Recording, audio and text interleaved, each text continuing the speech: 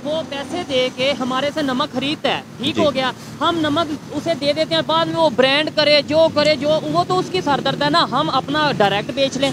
मैं ये बात कर रहा हूँ कि इंडियंस अगर पाकिस्तानी कोई चीज़ बेचना चाहते हैं तो जब बायलैटरल ट्रेड होगी तो पहले उन्हें रोका जाए कि आप ऐसा ना करें।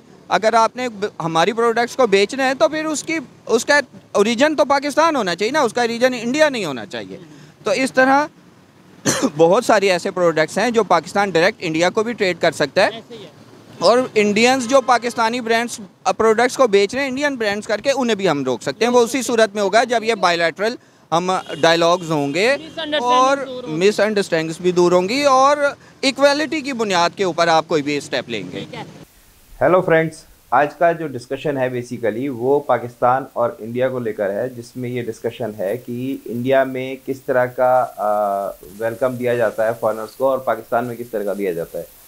तो पाकिस्तान की हालत आज भी वही है जो आज से 20-30 साल पहले इंडिया की होती थी, कि जिस समय कोई भी पॉलिटिशियन या कोई भी वीवीआईपी रोड से गुजरता था तो कई कई घंटे के लिए रोड्स बंद कर दी जाती थी।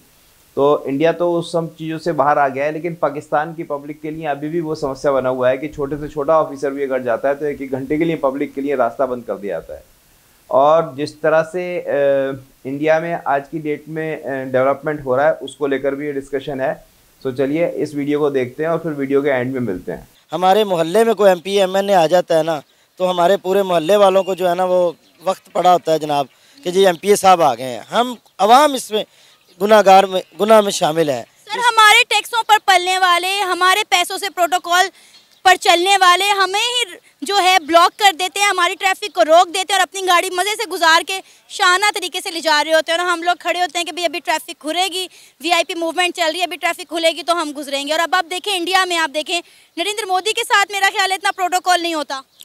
वो मुझे शेर याद आ गया आपकी बात पे कि हम लोग खड़े होते हैं, जलील हो रहे होते हैं। खुदा ने आज तक उस कौम की हालत नहीं बदली, ना हो जिसको खुद अपनी हालत के बदलने का ख्याल।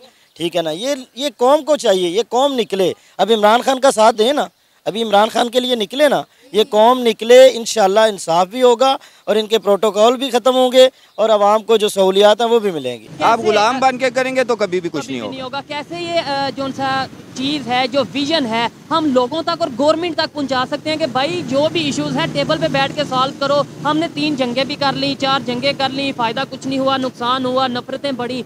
आज भी जो हम सिचुएशन बनाए हुए हैं, जो हम पॉलिसीज अपनाए हुए हैं, उससे आगे नफरतें बढ़ती नज़र आ रही हैं। आप क्या कहना चाहेंगे? बिल्कुल, आपका पॉइंट ऑफ व्यू ठीक है। मैं खुद इंडिया विज़िट किया हुआ है मैंने 2005 में। वहाँ पे आम लोगों की सोच ऐसी नहीं है जैसी गवर्नमेंट की या हमें मीडिया के थ्रू मिलती है। एक ख़ास सेट ऑफ पीपल्स तो हैं वो इस तरह बिहेव कर रहे हैं, इंतहा पसंद, वो यहाँ पे भी हैं वहाँ पे भी हैं। मेजर पॉपुलेशन पाकिस्तान की भी इंडिया की भी एक खुश असलूबी से अपनी ज़िंदगी गुजारनी चाहती है। मैसेज हम इसी तरह दे सकते हैं जैसे आपने मुझसे बात की, मैं किसी और से बात करूं, हम पब्लिक सेक्टर में एक फोरम जी बेहतर जी मैंने इंडियंस की बहुत सारी वीडियोस ऐसी देखी हैं आम लोगों की जो यही बात करते हैं कि यार हमें ये तलखी इसको कम करें। पाकिस्तानी अदाकार वहाँ पे जाते हैं, उन्हें प्रोटोकॉल मिलता है। इंडियन अदाकार जब पाकिस्तान आते हैं तो यहाँ पे उन्हें इससे ज़्यादा प्रोटोकॉल मिलता है। और आए थे और वो एक बिल्कुल नेगेटिव इशू है, उसको अभी हम डिस्कस नहीं करें। जनरली अदाकार पाकिस्तान आते हैं, उन्हें प्रोटोकॉल मिलता है और वो यहाँ पे से जाके बड़ी डिफरेंट राय देते हैं। का इजलास भारत में जारी है और एक वीडियो जो बहुत ज़्यादा वायरल हो रही है वो ये कि अमरीकी वजीर खारजा वहाँ पे बुलेट प्रूफ गाड़ियों को छोड़कर ऑटो रिक्शे में ट्रैवल करने को तरजीह दे रहे हैं। आपने वीडियो भी देखी, क्या कहेंगे आप? हाँ जी, वीडियो तो मैंने देखी है। यूएस सेक्रेटरी ऑफ स्टेट, वो जो एंटोनी ब्लिंकन इस तरह का कुछ नाम है, वो इंडिया की सड़कों पे अल्टो रिक्शे पे जा रहा है। तो वो देखे मुझे ख्याल आया कि यार चेक करें कि एक कंट्री जो G20 को अपना एक वो प्रोवाइड कर रही है, सेमिनार करवा रही है, उसने ऐसी मीन्स उसने ना ये प्रोटोकॉल सारे साइड पे करके इग्नोर किया है। लेकिन हम पाकिस्तानी अगर यहाँ पे कोई सिंपल भी कोई ऑफिशियल विज़िट पे आया तो इतना लंबा सा प्रोटोकॉल लगा देते हैं, क्योंकि हम लोग समझते हैं कि ऐसी चीज़ें करके हम लोग वहाँ से पैसे लेंगे, क्योंकि हमारे ज़हनों में यही फंसा हुआ है। हम लोग कम्पीट नहीं कर सकते, हम लोग सिर्फ मांगने के लिए तैयार होते हैं। और दूसरी बात ये देखे कि वही प्रोटोकॉल प्रोवाइड करके वो प्रोटोकॉल किन लोगों के पैसे से आता है। मेरे और आपके ये जो ऑडियंस सुन रहे हैं या ये जो पब्लिक है, इन्हीं के पैसों से आ रहा है। तो उसमें वो जो प्रोटोकॉल प्रोवाइडर है वो भी उसमें करप्शन कर रहे हैं। और दूसरी बात, हम लोग वो इमेज इंटरनेशनली नहीं प्रोवाइड कर रहे जो हमें करना चाहिए, जैसे इंडिया कर रही है। यही इमेज दुनिया को शो करवा के इंडिया इस हद तक पहुंची है कि G20 को छोड़ के इसके अलावा भी इंडिया ने एक जो अपना नाम बनाया हुआ है, ऐसी ही एडवांसमेंट करके बनाया हुआ है कि वो कोई US सेक्रेटरी ऑफ स्टेट वो ऑफिशियल विजिट पे आ रहा है, नो इशू, वो आ सकता है, ठीक है, कोई इतनी बड़ी बात नहीं है। इंडिया समझता है कि एक you are just a simple man like we other people, ठीक है।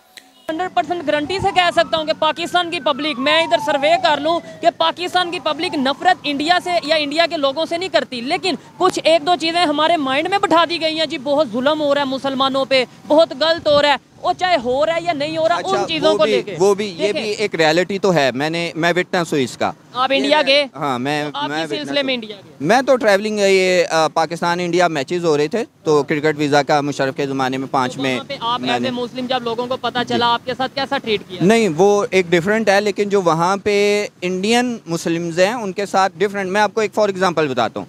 दिल्ली के अंदर आप ट्रैवल कर रहे हैं, एक सड़क के किनारे किनारे एक जगह पे आपको बहुत ज़्यादा ढेर नज़र आएगा कूड़े का, और ओबाश किस्म के लड़के नज़र आएंगे, गंदे हाल होंगे, गंदा लिबास होगा, आपको पता लगेगा ये मोहल्ला मुसलमानों का है। ठीक हो गया। बाकी सारी जगहों पे सफाई है, उस जगह पे सफाई नहीं है, ये एक वहाँ पे फैक्टर है। लेकिन ये भी उसी वक्त बेहतर हो सकता है जब इंडिया पाकिस्तान के रिलेशंस अच्छे होंगे, तभी पाकिस्तान इन्फ्लुएंस कर सकता है।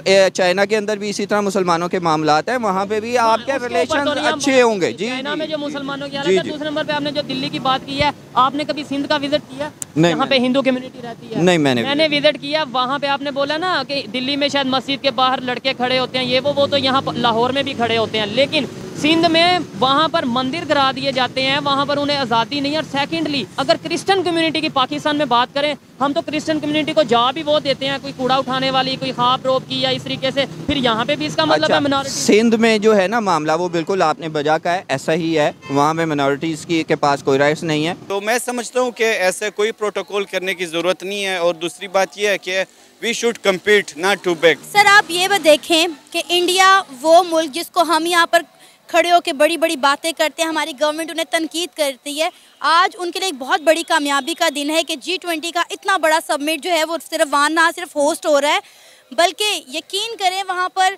जो लोग हैं वो सिक्योर फील कर रहे हैं।